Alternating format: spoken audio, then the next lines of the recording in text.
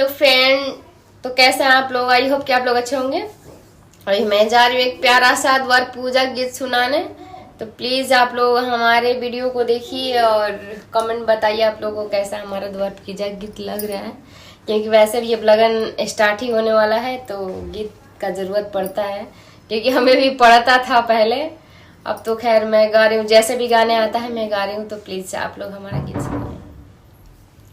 छोटी छोटी खिड़की काटैया हो कवन पापा, छोटी छोटी खिड़की काटैया हो कवन पापा, बड़े बड़े लई हो के वाड़ाए लाला, बड़े बड़े लई हो के वाड़ाए लाला, ओही पोही झाकेली बेटी हो कवन बेटी, ओही मुहे झाकेली बेटी हो कवन बेटी, सुन पापा यार जहाँ माराए लाला, सुन पापा यार जहाँ माराए लाला,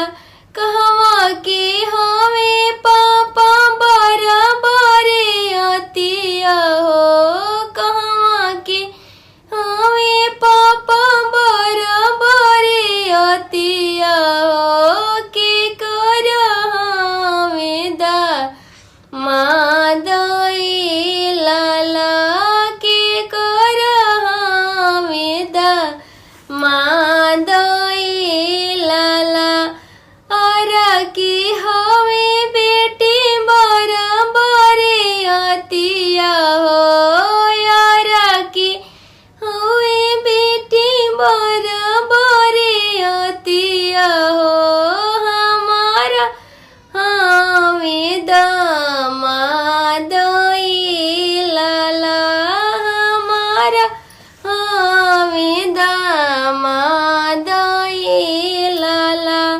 द्वारा पर आइला द्वारा पर आइले बेटी बराबरे अतिया हो, शादी करी है तो हाराई लाला, शादी करी है तो हाराई लाला।